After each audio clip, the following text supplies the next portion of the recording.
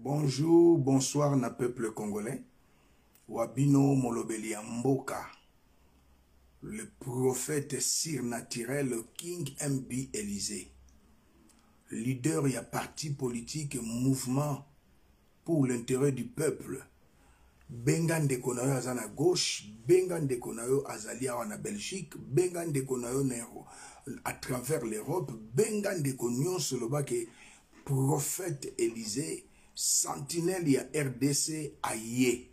Ndenge bozo mona na ba petit écran na bino, Tshilombo azali numéro 1 ya lokuta na mboka na biso.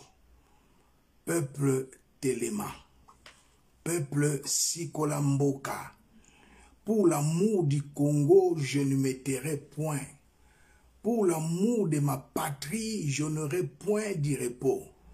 C'est la justice qui élève une nation et non les mensonges. Le père du mensonge, c'est le diable. Celui qui demeure dans le mensonge, c'est le fils du diable, comme Tshilombo.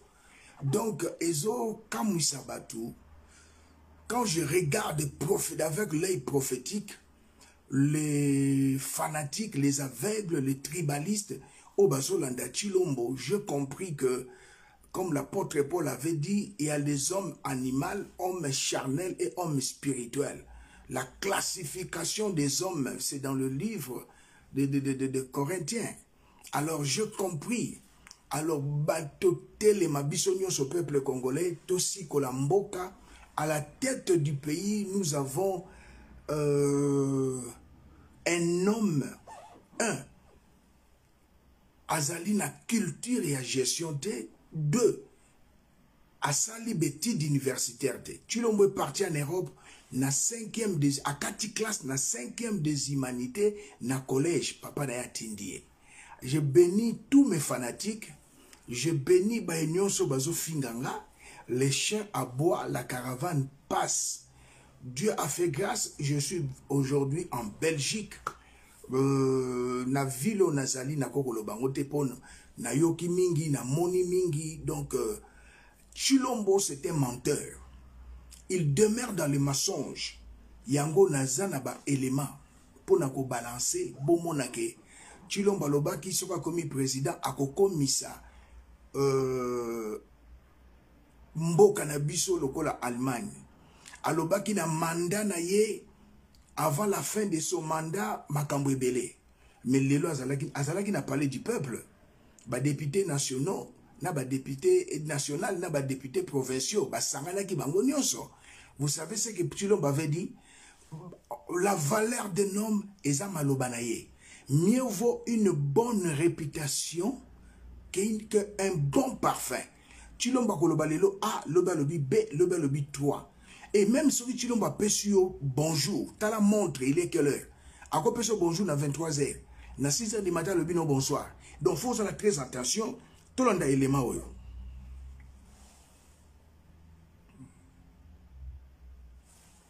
Tout le monde a élément, c'est très important.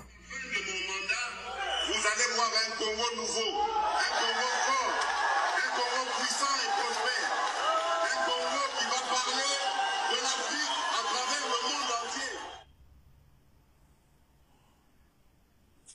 La République démocratique du Congo peine à amorcer une dynamique irréversible de développement durable et endogène, lui permettant d'améliorer significativement les conditions de vie de ses populations. De même, en dépit de la mise en œuvre de plusieurs stratégies et programmes de développement de soutien à la croissance, les progrès demeurent faibles.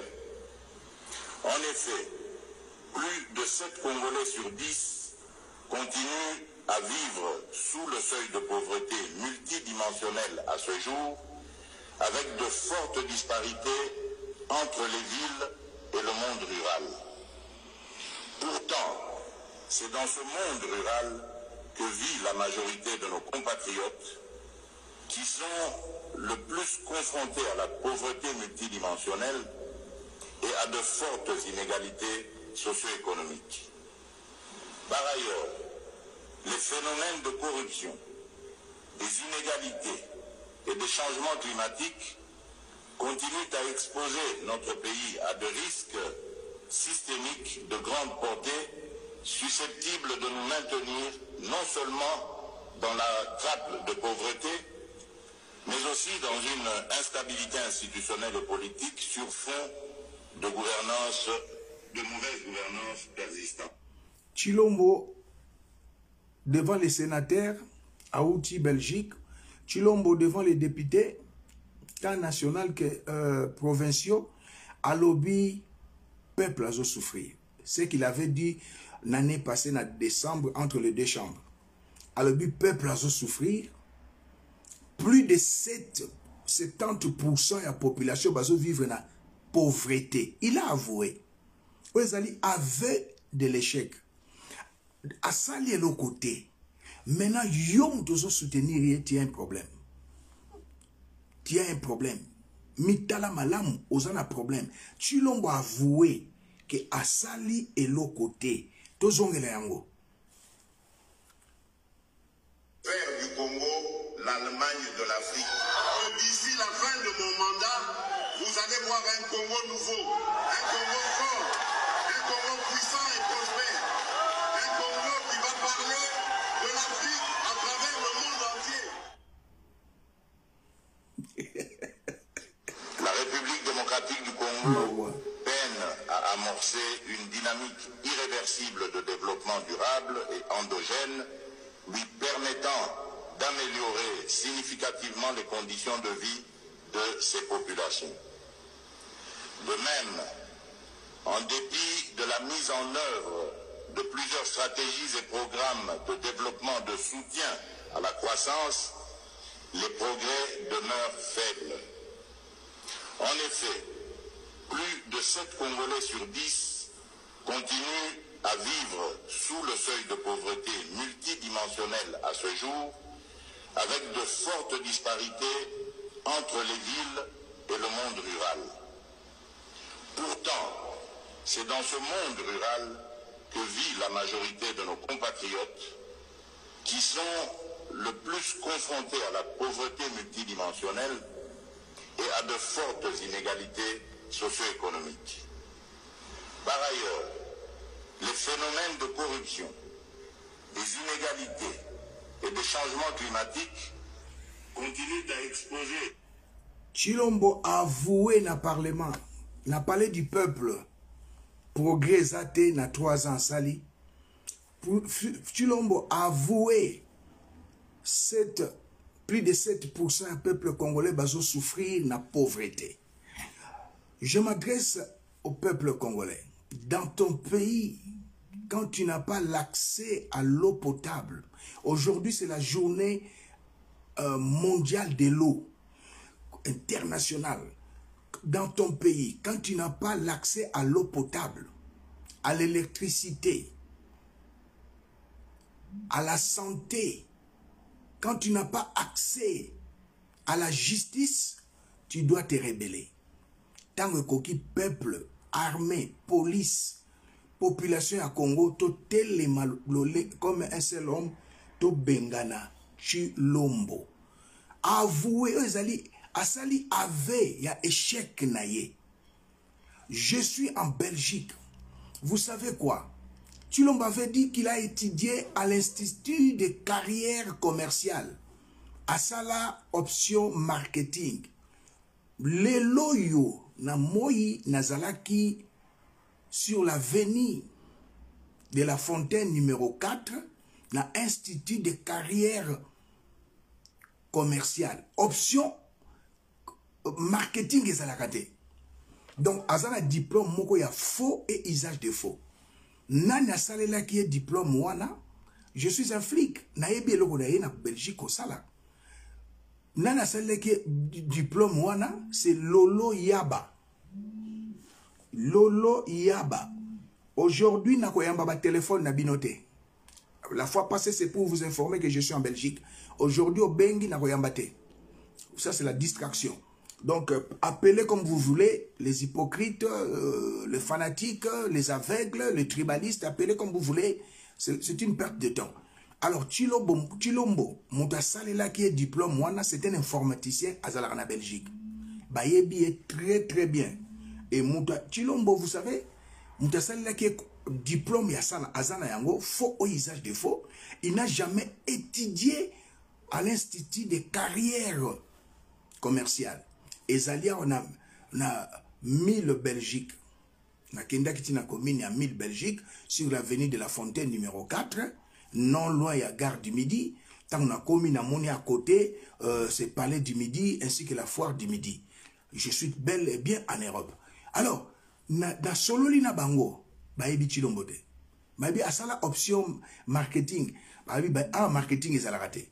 Baka moi Baebi singa, mais pourquoi chez vous, il n'y a pas la justice, il n'y a pas la justice. Il y a un faux, il est président. Mais l'Afrique, c'est vraiment drôle. Et ça, on a le kouta ya Chilombo.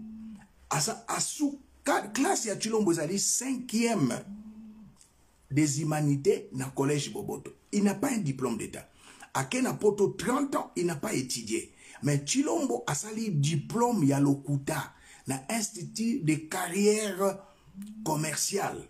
Un aventurier à la tête du pays avec un faux diplôme.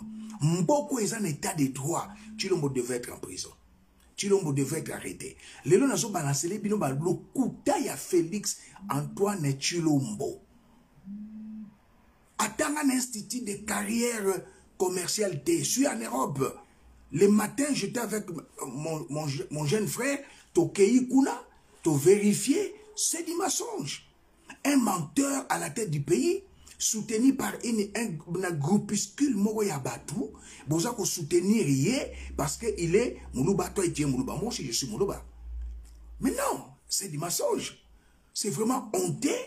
Votre président de la République n'a pas un diplôme d'État. Votre président de la République a un diplôme universitaire. Mais la constitution congolaise, pour être président de la République, il faut la universitaire. Mais à ça, ici, diplôme, il y a le Kouta. Moutasali, là, diplôme, c'est Lolo Yaba. Grand frère, il y a Jimmy Yaba, soliste à Zaïko, à Zana Paris. Et Lolo Yaba, il est en prison. Bazan a problème, na madame, nae, on est à Libisoté. Alors, Botala le Kouta à Chilombo. Token la 3e le Kouta à Chilombo. Chilombo, tant année passée, a commis président de l'Union africaine. Total, qui n'a pas réseaux sociaux. Chilombo lobi a kotonga nouvelle ville na Maluku. Ville ya Sika, ndenge batonga na Angola. Bakotonga ville ya Sika na Maluku. Bapesa ngo kombo ya Monique. Ti lelo toyoka li solo wanate. C'est vraiment regrettable. Ti lelo toyoka li solo wanate. Mais tala membre ya IDPS. Azolela.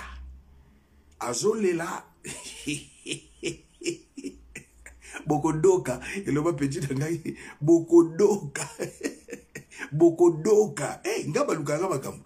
Ngaso ko meki okei. Bokodoka, boyoka, bolanda.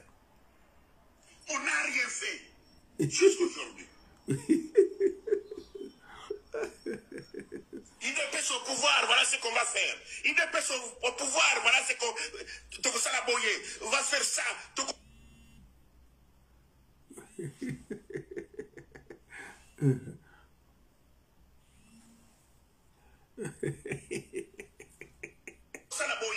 IDPS au pouvoir, mais nous sommes au pouvoir. Mais de toute façon, nous sommes au Kotoko Mibetana, nous sommes au Kotoko Bunda, nous sommes au Kotoko...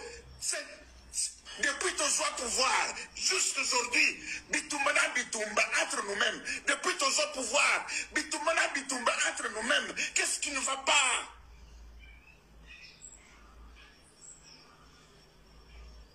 Oya Lobi Boye, Oya Lobi Boye, Oya Kineki Kuna.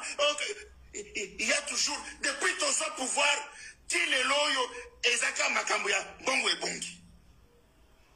Oh, kuna yibi 14 millions. Oh, kuna ba pesa qui 32 millions.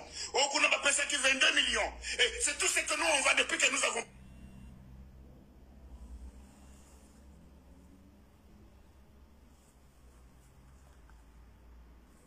pris le pouvoir.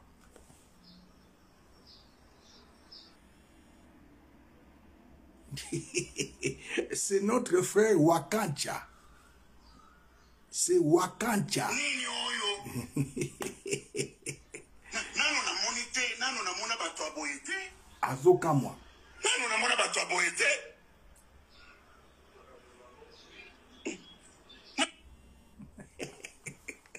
Bozomona lokuta, nul mouta soutenir notre frère Tshilombo. Mouta soutenir ndeko na biso koleka nani azate. Wakancha. Mais bana tozu pouvoir. Bayibi 20 millions, bayibi 300 millions. Akasi Bandubula, azalaki ministre ya comment ya économie ayiba 10 millions de dollars. Moutoua IDPS. Ce monsieur était ni ancien ministre, il a santé 300 millions pour la COVID-19 et Kendaka Kaboye. Il y a des malades, hein, ils continuent à m'appeler, c'était malade. Parce qu'il y a mais ils continuent à m'appeler. Donc, je ne réponds pas à vos appels. Les gens, je fais transmettre, parler, ceux qui n'ont bloqué. Donc, il perd son temps. Alors, vous comprenez, Dieudonné Lobo, conseiller Félix, a joué 10 millions de dollars. Banda Congo et ça Congo. Otomoni ezali pouvoir yabami yibi. Cheval ya bataille nanga, c'est la lutte contre la corruption, la lutte contre l'injustice, la lutte contre l'impunité. Raison pour laquelle Nazali une opposition farouche. Je suis plus dans l'opposition républicaine. Je suis dans l'opposition farouche. Cheval de bataille nanga ezali la lutte contre la corruption. Oyofachi a instauré la présidence. Onazali Kobundela. Cheval de bataille nanga la lutte contre l'injustice. Cheval de bataille nanga la lutte contre l'impunité. Ce n'est que ma conseiller bazo yiba. Et bon moni na la kisibino. Comment ce monsieur de Wakancha oya lobela Félix Antoine Tshisekedi alobi kaka oya yibi boye, oya sali boye, oya sali boye. Mais non. Le premier Motoalokuta na RDC, c'est Tshilombo. Qu'on ne vous trompe pas. Le premier Motoalokuta na RDC, c'est Tshilombo. Et quand quelqu'un demeure dans le péché, c'est le fils du diable. Le diable est le père du mensonge. Alors, tel père, tel fils. Tshilombo, c'est un fils du diable. Il ne fait que mentir. Il ne fait que mentir. C'est vraiment déplorable. Peuple congolais, je m'adresse à la police, je m'adresse aux policiers, je m'adresse à l'armée et à la population congolaise. Totelema comme un seul homme, Tokanga Tshilombo. D'ailleurs, à Dubaï, lui qui vient à peine d'arriver 4 jours après à Dubaï, à Kosibino hernie discale, Bomoni Azolata, ceinture Lamberte, à Kenaïsou Dubaï, 4 jours après. Banda Congo et ça Congo, na mona président a voyagé. Lui, heureusement qu'il est nommé, a voyagé à Lokola Tshilombo. Même en Afrique, président, même Sassou, na mona président d'Afrique a voyagé à Lokola Tshilombo. Ça c'est de 1. 2. Bakosi biso na présidence, tous les conseillers bazokoufa na Covid. Bon, on a Braza, ba conseiller Sassou bakoufa na Covid te pour l'année. Na Angola, ya Lorenzo, ba conseiller na bakoufa na Covid te pour l'année. Ba conseiller ba pays musu Afrique bakoufa na Covid te pour l'année. Ye na Denis Nyakero Chibaou ba bomi batu, ba sali ba sacrifice, ba kosi ko Covid. Non. Maître Mukendi, ouais, c'est qui conseiller à papa Etienne Tshisekedi. Akoufa, ba pesa moi si na 4 000 $. C'est fini. Na maman ya Félix. 4 000. Ba lobi non net azalaki ko travailler na Félix, ba ko pesa mbongo tilelo. Leki na ngai. Parce que son père était l'ami de mon père. Jacques Ilunga, Akoufa. Félix tilelo akenda ko tika même gerbe de flirter. Félix akenda ko tika même gerbe de flirter. Après ça peut famille wana rien. Abomisi Batu, le plus grand menteur na Congo, c'est Félix Tshilombo. A kotika la kosala rien. Il a avoué échec naye devant les deux chambres. Tanga Woutia na Bruxelles. Il a avoué son échec. Alors que plus de 7% de la population congolaise va vivre dans la misère. Alors exode rural, exode dans la Kasaï. Les Kasaï se vident. Les Kasaï se vident. Les Kasaï ba tondi. na Katanga. Les Kasaïens batondi na Katanga. Mais tu ne verras aucun Katangais na Kasaï. Aucun Kivusien na Kasaï. Aucun Mouto Équateur na Kasaï. C'est pour comprendre que vous devez comprendre que Eza Passi, Eza Mawa, comme on a à la tête du pays un comédien comme Chilombo. C'est vraiment regrettable. C'est vraiment regrettable. Peuple congolais totalement, police totalement, armée totalement, to bengana Chilombo na mboka Congo. Un peuple se libère. Papa Nabiso Etienne Tshisekedi wa Mulumba alobaki mukolo congolais okolongola ko banga nde mboka eko kangolama. Papa Etienne Tshisekedi ba nommé ye premier ministre na Mobutu mbongo ekiti nana bandi musalate. Pour nini yenda yaki na idéologie à état de droit. Mais le fils azako ko imité pour azalaki da Etienne Tshisekedi. Il s'est baladé ici en Belgique. Pasteur, comment il s'appelle? Pasteur Akoufa. Et Pafras, Akuta na Awa, Namboko Belgique, a Pekisi et Masanga, a Pekisi et Kwiti, Akoufa Karaboy, et Lokomokote. Alors, nous avons à la tête du pays un président nommé un menteur. À l'obé à Tanguy na Belgique, na Institut de carrière commerciale, na option marketing, et ça l'a raté. Je viens de là. Aujourd'hui, j'étais là. Na 1000 Bruxelles, avenue de la Fontaine numéro 4. Atanga wanate, diplôme Chilomba la kisaki batunaki sasa, basal, pesa ye, na lolo yaba. Donc c'est regrettable à la tête du pays, un aventurier, il n'a rien fait. Dans la kisibino vidéo, les alliés pièce contre pièce. Pièce contre pièce. Regardez-moi ce monsieur. Monsieur Cédric Moudiantou face à la caméra. Depuis que mon Konzambo a fait ce qu'il y a dans le pouvoir, a fallu déjà combien de mètres en zéro?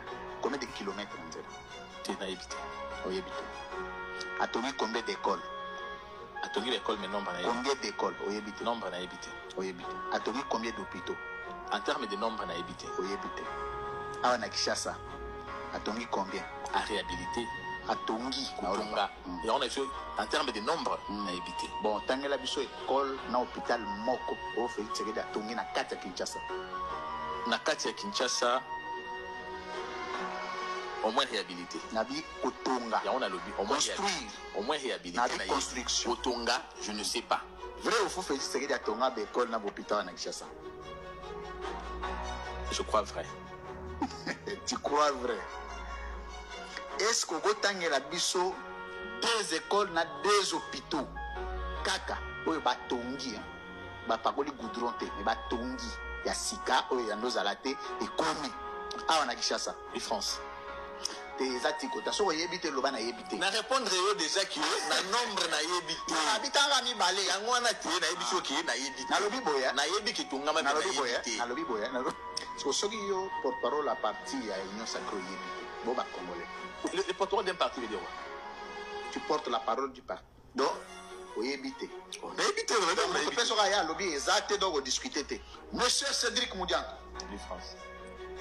Nous avons une élection en 2018. Vous avez combien de pourcents? Il était premier, hein, mais avec. Combien de pourcents? Ah, je n'ai pas retenu. Mais je sais que tu étais premier. Non, c'est bon, merci. C'est bon. Monsieur Cédric Moudian. Nous avons une élection en 2018. Vous avez combien de pourcents? Il était premier, hein, mais avec. Combien de pourcents? Ah, je n'ai pas retenu. Mais je sais que tu étais premier. Non, c'est bon, merci. Ouais. C'est bon. Merci beaucoup, mesdames, messieurs, l'émission d'aujourd'hui. À très bientôt. Azana Union Sacrée, je vous ai retenu mituna, na 3 ans à Chilombo, à Tongi, l'école bonne na Kinshasa, à Tongi te. Réponse à Tongi, école morote. À Tongi, hôpital Nine na Kinshasa, Félix et Antoine Chilombo, à Tongi te. Azor combien de pourcents? À Yébité, mais il est dans l'Union Sacrée. Il soutient mutumoko mutu edoka Chilombo. Et peuple congolais, un peuple se libère comme Papa Etienne Tshisekedi Alobaki, lokola Laurent Désiré Kabila Alobaki. Le pays est pris en otage par Chilombo, sa famille biologique et ses amis qui étaient ici à Bruxelles, en Belgique. Alors, nazo senga na police, nazo senga na armée, nazo senga na population, bozo ba milangi, bocha ba pétrole, bocha ba essence, bocha bilambe nzuluka te lambano ya sika, bo bima na nzela Chilombo azana Dubaï. Pour récupérer pouvoir. Un peuple se libère. C'est maintenant ou jamais. Pour récupérer pouvoir. Pour récupérer pouvoir. Le Congo est pris en otage par Chilombo. Il fait la volonté de Joseph Kabila. Il fait la volonté de Paul Kagame. Vous devez récupérer le pouvoir. La vérité blesse, mais elle triomphe toujours. Moi, je suis dans la vérité. C'est donc avec l'assurance que je puis dire, l'Éternel est avec moi. Je ne craindrai de rien. Que peut me faire Chilombo? Que peut me faire les balouba tribalistes et fanatiques? Et l'autre côté, ils me feront la guerre, ils ne me vaincront pas. Car plus grand est celui qui est en moi que celui qui est dans ce monde. Nazo sala bitumba lokola Simon ki mbangwa salaki. Nazo sala bitumba lokola Martin Luther King asala na États-Unis. Nazo sala bitumba lokola Desmond Tutu asalaki en Afrique du Sud. Et na telemi pour na ko défendre ma belle, ma lutte, mon cheval ya bataille nanga, lutte contre la corruption. Cheval ya bataille nanga. Ezali lutte contre l'impunité, lutte contre l'insécurité et l'injustice. Voilà cheval la bataille nanga. Oh nous bakoloba, les chiens aboient, la caravane passe. Tu l'as bakosa le côté pour atangate. 1. Asala pété, azalaki vigile, to bien ka sécurité, sentinelle, na boîte de nuit dans les carrés. Ba memakinga kuna na monaki yango. Chilombo asalate, bozumu to boye boche na sommet à l'état, lokuta na lokuta. Asalaki na Addis Abeba na Éthiopie. Avant que na Addis Abeba année passée, Chilombo asalaki na Mboko Tobengi Égypte. Basali ba maquette belé. Balobi Chilombo otonga une nouvelle ville na Maluku à Tongate. Chilombo na 3 ans à salé l'autre côté. Il faut être malade, faut être teinté pour soutenir un monsieur à Kosala qui est l'autre côté. Moi, j'ai échoué dans la 5e année primaire, à Sengayo qui est dans la 6e. Il faut être bête. Papa Kosala bête. Il a avoué. Tozongelango pour la répétition est pédagogique. Tozongelango, Chilomboye. Faire du Congo l'Allemagne de l'Afrique. D'ici la fin de mon mandat, vous allez voir un Congo nouveau, un Congo fort, un Congo puissant et prospère, un Congo qui va parler de l'Afrique à travers le monde entier. La République démocratique du Congo peine à amorcer une dynamique irréversible de développement durable et endogène, lui permettant d'améliorer significativement les conditions de vie de ses populations. De même, en dépit de la mise en œuvre de plusieurs stratégies et programmes de développement de soutien à la croissance, les progrès demeurent faibles. En effet, plus de 7 Congolais sur 10 continuent à vivre sous le seuil de pauvreté multidimensionnel à ce jour. Alobi, plus de 7 Congolais na mikoloyo bazo vivre na pauvreté yemoka bakisi ya multidimensionnel ngaite Chilombo na parlement. Alobi, plus de 7% des Congolais bazo vivre na pauvreté abakisi multidimensionnel. Souffrance ezana mboka. Batu bakomo kolena miselekete na Kinshasa. Miselekete banyao esila na Kinshasa. Bambwa o baluba baliaka esila. Batu bakomo kolena miselekete na bandako miselekete za la souste. Souffrance moko impossible. Un peuple se libère. Armée, police, population quinoise, botelema, comme David a libéré Israël devant les Philistins et devant les Goliath. Un peuple se libère. Pasteur à côté, non, moni, toute autorité vient de Dieu. Mensonge. Autorité à Joseph Kabila et Outan Nzambete. Dieu, c'est un Dieu juste. Dieu ne peut pas accepter qu'un criminel devienne président. Non. Oya Félix, il a été nommé. Jésus Koutoundam va tenter na Satan. Amemi likolo na ngomba lobi fuka melanga epesa melinga Satan zoloba epe ana Yesu epesa melinga bokonzi nyonso. Satan pa chaka batu ba président. Il faut bien faire l'interprétation prophétique de la parole de Dieu. Satan pa pesa ka muta komi ministre. Satan pa ko peso bana. Satan pa pesa ka batu mbongo, Satan pa pesa ka batu misala. Toute autorité ne vient pas de Dieu. Quand on dit toute autorité vient de Dieu, non, il faut ça l'interprétation. Il y a tout avec sans exception et tout avec exception. Qu'on ne vous trompe pas. Eza mawa, batu bazo kufa, aliemu selekete akufi. Batu bazo kufa na excès wana, aliemu selekete akufi. Bazo liya bami selekete bazo kufa. Batu bazo kufa na intérieur, na prison na Équateur. Ba prisonnier ba koufi combien d'Équateur. Ba lié ba miselegete ba koufi. Pour miselegete za kana poison. Eza mawa. Regardez-moi un parti politique na mona MPR na asala makambo ete. MPR na terra Mobutu abeta ba militaire à parti na ye asala yangote. Palu ba beti ba militaire na bango na mona yangote. INC ya monsieur Vital Kamerhe esalamate. SID ya ndeko na biso Martin Fayoulou et Salamate. MLC, il y a président Igwe, Jean-Pierre Bemba et Salamate. Moïse Katumbi, ensemble. Bilo Kwane Zalakate. Les a pièce contre pièce. Un parti maudit. Soit-disant CG, secrétaire général, à Sambisi Badoumoussous, pour menacer, Bandégonabiso ma combattant. Sinon, Bomona. Tala ba pota vraiment ba bilo ba boy ndeko na ngele kai ndeni kuna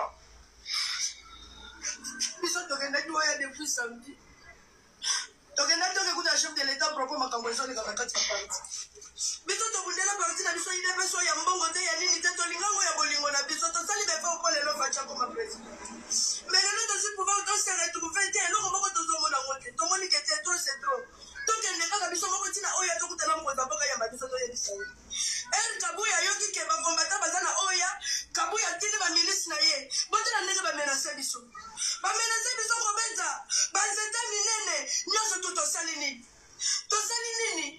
pouvoir ba devisa biso biso ya biso to bundela yango est-ce que liberté d'expression yango yo e komi na kona totikali ba moko boye bata kala na biso pourquoi ngana kombata na koti ba kacho ko mepo na pouvoir Madame Moniona, chemise à chef d'État. Vraiment, juste ces animaux, ils sont combattants.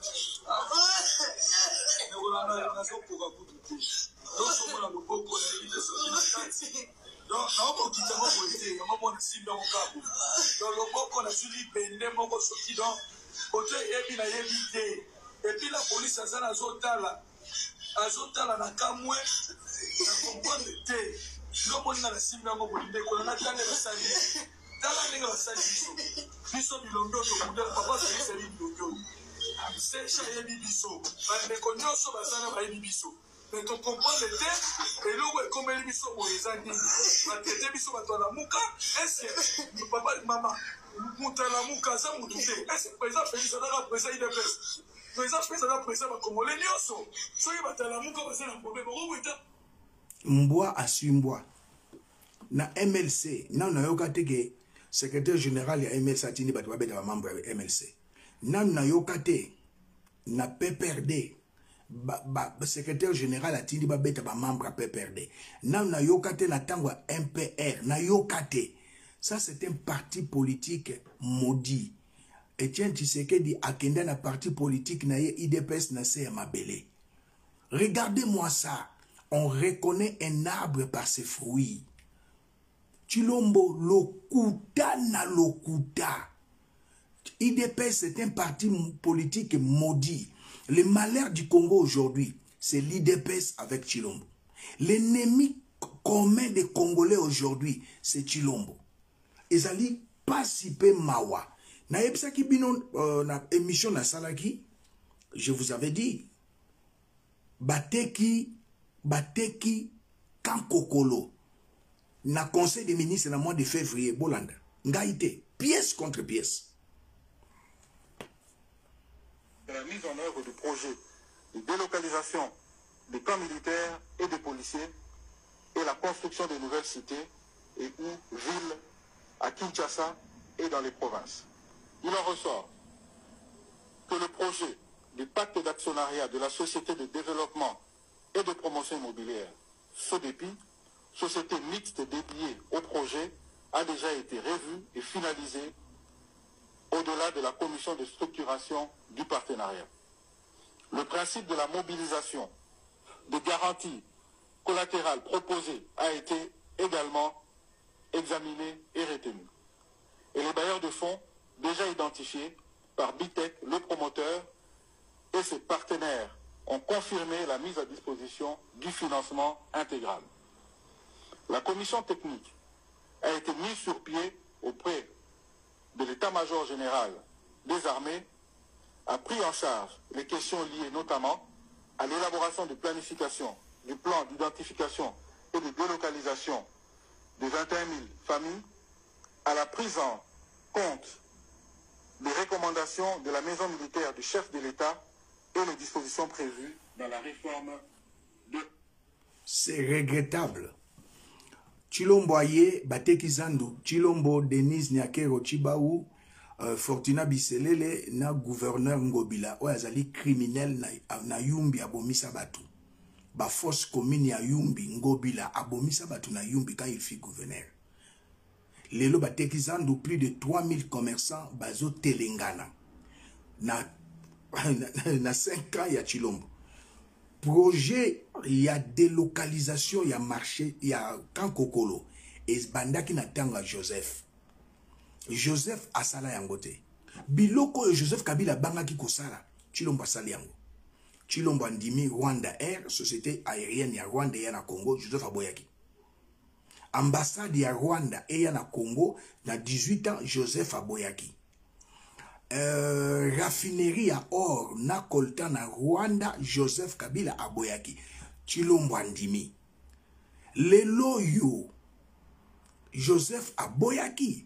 Mais quand Kokolo, il y a des constructions anarchiques. C'est le plus grand camp militaire où ils allaient ko sangisa ba policier et zo sangisa ba militaire na katia camp Kokolo. Mais camp Kokolo, ezali na 3 communes et quand même otali na Gombe, otali na Lingwala, otali na Bandal. Ba teki na ba généraux so ok na base militaire, base logistique et si comme minduki nyonso il y a armée na biso la première région militaire, il y a armée na biso congolaise et vandi na camp Kokolo na base logistique. Ba soda ba teka yango ba kati biteni na biteni.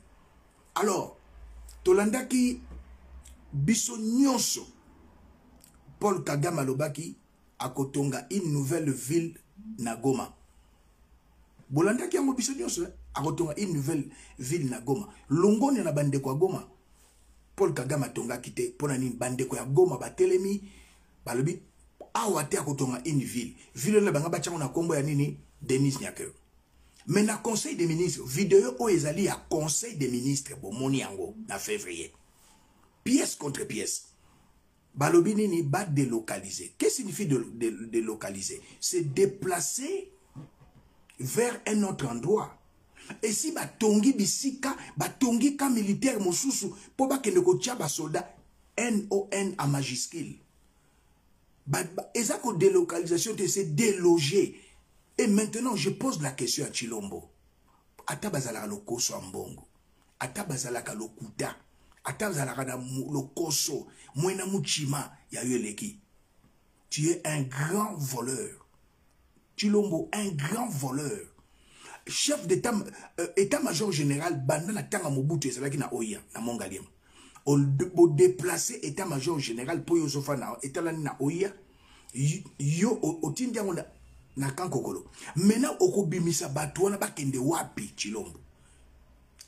Donc, lokuta ya yambo, Congolais à yambo ya lokuta Chilombo.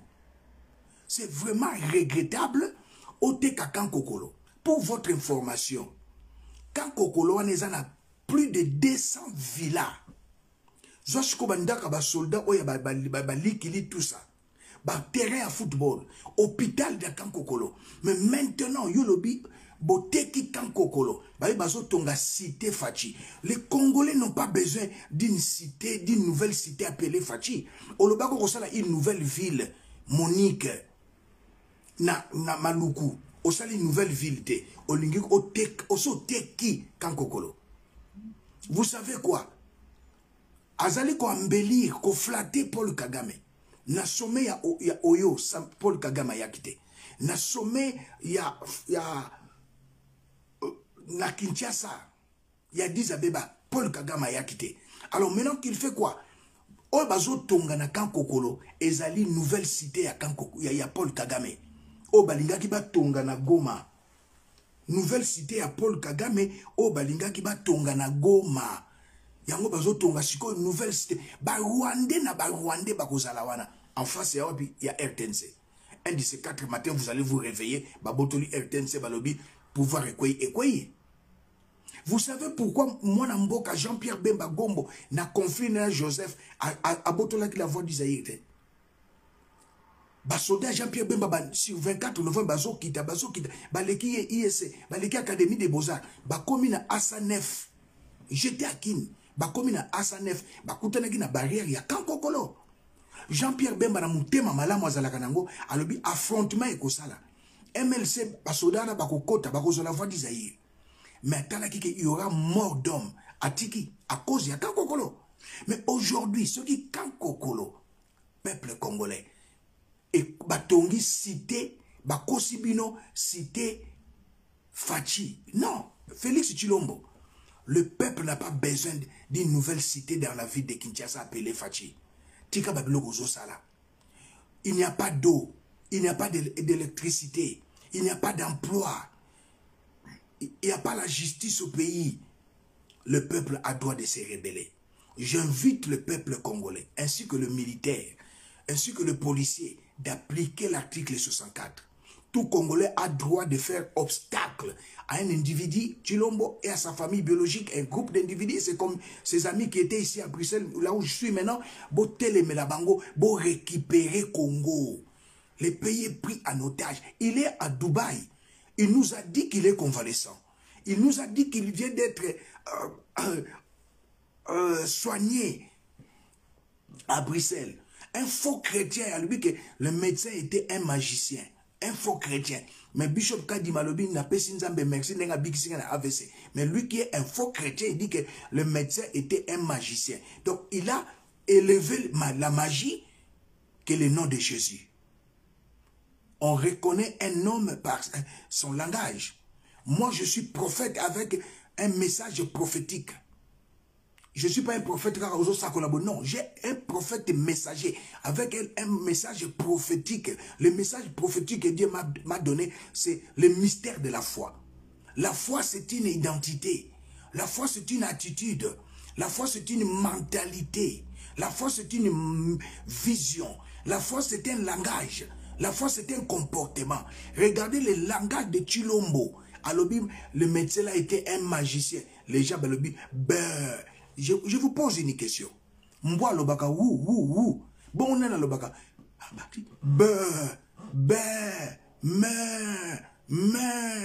Fachi be. Complété. Fachi be. Mais non, on est à Kokoganga Yambouji. Bozouin tabac. Botia la tête du pays. Yo moutou, ozoku misan tabac.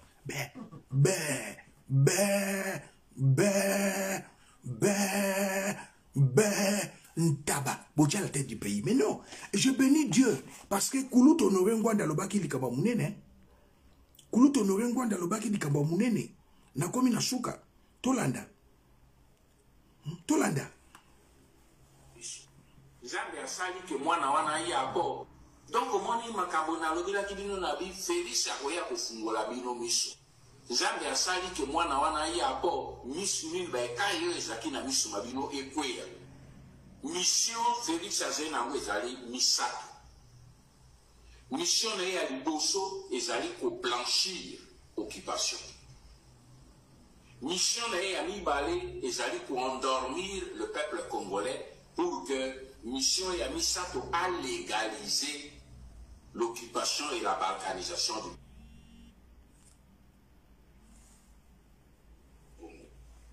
Bobo Sanate retenu 3 missions ceux qui t'ont payé à tenter lobby beaucoup. Me rappeler que à honorer Manaïb Chaka qui a 3 missions et a accompli rien. Nous devons stopper ce garçon. C'est notre fils, c'est notre frère, nous devons le stopper. Et c'est le colomoni moine ya yibi livré en dako azo luka kende ko braguer ango beaucoup sauter les colonnes et au simbi et au plaquer au sol.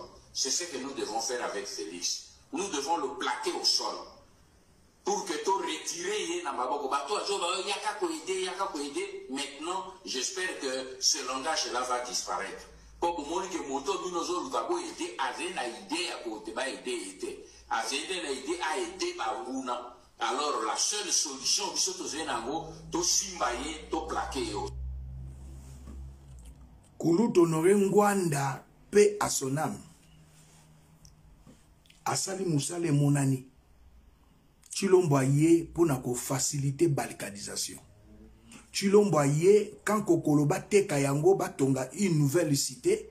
Nzokande ali nouvelle cité balinge batonga na Goma baya kotonga ngo na kan Kokolo ba Rwandais ba vanda.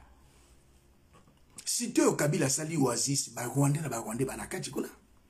Pépinière ba mama ba teka bazotela basa la bilanga. Joseph Asala cité oasis wana ba Rwandais na ba Rwandais.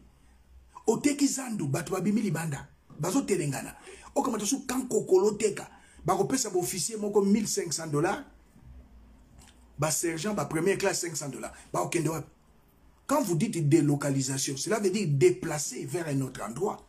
Ça c'est pas délocalisation, c'est déloger. Donc, le plus grand menteur na Congo moto lo kuta ya Yambo Chilombo mboke tonga maka na lokuta te. Tozoke Chilombo atikali na inane. Ayeli biso projet à 145 territoires. Kunango ezali 1,660 millions. Toche pembeni. Olingo tonga une nouvelle cité. Cela veut dire que tu vas tricher en 2023. Heureusement, nazo mono na élection 2023 te. Nazo mono te. Et le pasteur nani, pasteur na yemoko. Ayoki na lobi boye aimitenga o bomona ki wana pasteur na ye babandi ko salele ba vidéo babandi ko finga ye mais congolais balinga ba vérité balingi ba prophétie o ezo sepelisa bino bolingi ba ebisa bino vérité te.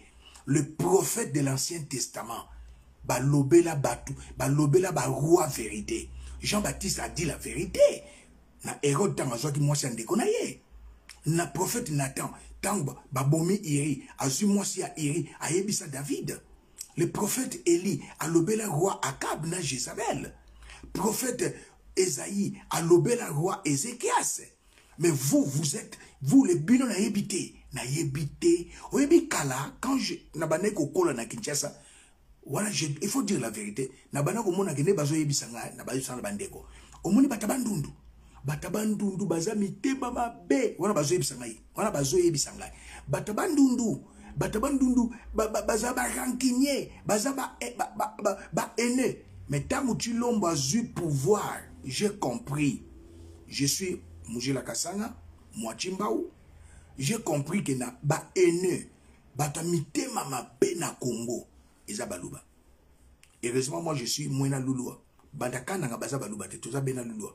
La grand Kasai batete la bazali, ba bindi bazali, ba kuba bazali. Na Congo bata mite mama be. Eza baluba.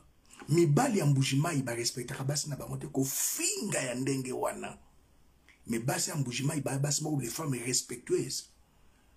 Et soki ba bandela ka mokili na senga nzambe na sa mungala. Eh, kozala muluba eza malédiction. Nalobi nini kozala muluba ya Mbujimai eza malédiction. Olobi nini nalobi kozala muluba ya Mbujimai eza malédiction. Kalonji mulopwe Tozu élection, Balamoka a se autoproclamé empereur na Kasaï. Vous voyez bien, l'élo Tozu vive du quartier. Chilombo a copié textuellement Kaloji Moulopoe. Tolanda. Pasteur. Je vois et j'entends. J'entends sélection. Je vois comme une course. Et je vois 4 coureurs principaux. Et je vois un qui tombe à quelques secondes du début de la course et placé dans un cercueil. Et un autre qui tombe qui est placé sur une chaise roulante. Ainsi dit l'Éternel. Avant les échéances électorales l'année prochaine, retenez ces jours et ceci. Il y aura un grand deuil dans ces nations. Un grand candidat. Dieu va les retirer. Et un autre. Chilombo. Alobi pona Chilombo. Pour monaki ngai. Moi, pas prophétie, monsieur Komi. Au moni moutalobi, il y a la récupération. J'ai prophétisé dans le mois de janvier. Chilombo. Tanga Daniel, chapitre 5, verset 25, verset 25 à 28. Peser, compter et diviser. Chilombo, nous avons une élection 2023 T. Et ce monsieur qui n'a jamais prophétisé, a outi dans l'église La Borne. Dans la borne, il n'y a pas de prophètes. Dans la borne, il n'y a pas des apôtres. Dans la borne, il n'y a pas de docteurs. Il n'y a que des pasteurs. Et pas il y a patriarche à Tikabiso. Pour l'évangile, nous avons 3 grands patriarches. Je ne parle pas des églises, des réveils églises. Jésus n'a pas laissé une église. Je parle de l'évangile que Jésus nous a donné. Les patriarches de l'évangile au Congo, il y en avait 3. Mousé Haïdi Nabala, paix à son esprit. Jacques Vernon, église La Borne, paix à son esprit. Totikali na grand patriarche na évangile na Congo, c'est notre père. Il a 92 ans. 92 ans que le bishop Kadi m'appelle ça qui est merci. 92 ans. La Borne, il n'y a pas de prophète. Ndenga moninga na lobby, les loyo, Roland Dalo, Chilomba ko tele melayo, Baluba, bako tele melayo, Bafana Kwiti, bako tele melayo. Alors, je suis à la fin de mon émission. Donc, Roland Dalo, Luki Makambu, Baluba, bako tele melaye. Nanina soukisa na vidéo oyo, Batu bayebi histoire te, total la vidéo yo. J'ai eu la chance de suivre, par souci d'information, de suivre M. Moïse Katumbi Tshapwe au moment où il s'est trouvé en exil forcé en Zambie à Kitwe. J'ai dit non, je dois arriver là-bas pour voir qu'est-ce qu'il fait, comment il y a l'information de suivre M. Moïse Katumbi Tshapwe au moment où il s'est trouvé en exil forcé en Zambie à Kitwe. J'ai dit non, je dois arriver là-bas pour voir au moment où il s'est trouvé en exil forcé en Zambie à Kitwe. J'ai dit non, je dois arriver là-bas pour voir qu'est-ce qu'il fait. Quand quelqu'un est en exil forcé, ou en exil simplement, comme moi je suis maintenant en Europe, en Belgique, je suis en exil, de ce que je ne suis pas belge. Moïse Katumbi, Afdel Akoti, Akena, Nde Kulutu Naye, Katebe Katoto, na Zambie en exil. Cela veut dire qu'il n'est pas zambien, il était en exil. Bolandi Binomo. Il était en exil, il n'est pas zambien. Sa mère, Aza de la dynastie Virginie Tshapwe, sa mère, Virginie Tshapwe, elle est Moubemba Yakachobwe, na RDC. Mais Tolandi, Kaboul, moi na Kaboul. De suivre, par souci d'information, de suivre M. Moïse Katumbi Tshapwe au moment où il s'est trouvé en exil forcé en Zambie à Kitwe. J'ai dit non, je dois arriver là-bas pour voir qu'est-ce qu'il fait, comment il vit tout ça, par souci d'information. Azalaki en exil. Forcé. En exil en Zambie. Aza résident dans Zambie, mais il n'est pas zambien. Moïse Katumbi, c'est un Congolais. Son père est juif, sa mère est zambienne. Papa, sa mère n'est pas zambienne, mais sa mère n'est pas zambienne. Sa mère n'est pas zambienne, mais sa mère est congolaise. Sa mère est congolaise. Il y a Mboko Tobengi Kachobwe. Tembesili, Botali Binomoko. Nani. journaliste akende koluka Moïse Katumbi. Maman na ya zambianité. J'ai eu la chance de suivre, par souci d'information, de suivre M. Moïse Katumbi Chapwe au moment où il s'est trouvé en exil forcé en Zambie à Kitwe. J'ai dit non, je dois arriver là-bas pour voir qu'est-ce que... Par souci d'information, de suivre. À ça la recette, en 2001, à 700 millions. Tango wana Chilombo zo Kemba. En 2001, Moïse Katumbi a sali recette, il y a 700 millions de dollars. Chilombo zo Kemba. Azolia mikatete mazolia gratana. Mota mema yo on a Bruxelles, on a XL na Louise. Ou albizo ba costard, il y a $80 te, zo peine à plus de 500. Mitano, ba mokoto. Quelle ingratitude, Chilombo. Ba mokoto. Nazan opposition, hein, tane na beta fort. Ba ngando esa ensemble na makolo na kola ksangote na msanenda. Nazan opposition na beta ba costard ya cher. Bongo yo. Mujibi, Lokuta, Nasuki Silelo, peuple congolais totalement, peuple congolais comme un seul homme, na sengi na peuple congolais, na armée na biso, na police na biso, na peuple congolais, bossa la ba milangi, boche ba pétrole, ba bengango cocktail molotov, bosiko la mboka. Ayoka sango na Dubai ke mboka esikolami. Kagame aya kotonga nouvelle cité na Kankokolo. Ba Rwanda ba tonda kuna. Ba déloger bino. Ba soda bondi mate. Ayebsaki bino en avril akomatila bino salaire. Ba soda na ba policier akomatila bino salaire na avril akosala ngote. Ba fonctionnaire bozo souffrir. Peuple bozo souffrir. Ba professeur à université. Ba professeur à université ba botangi saka susute. Salaire exact. Natama Kabila, salaire ba matisaki, Chilombo ya kitisi salaire. Congolais, vous ne comprenez pas que cet homme est malade. Vous ne comprenez pas, il est venu s'enrichir. Alobaki ke ayeko sala ba Congolais ba millionnaire. Ezali yena mwasi na yena mama na yena na quelques clics ne bazo sala shekula na mboko yo. Debout Congolais, libérons notre pays. Botala na mboko ba bengi Ukraine. Bitumbeza kuna. Elenge à 18 ans, tina papa 60 ans, batindi famille n'a payé être en exil. Bango batikali ba défendre Ukraine contre l'une des puissances mondiales militaires. Ba bangi te longola ko banga, bima na balabala, zwa mulangi, zwa nzete, bima sikola mboka. Chilombo zonga te, ayoka sango na Dubai ke mboka, peuple a récupéré pouvoir, un peuple se libère. Tokutani mbalasima. Merci.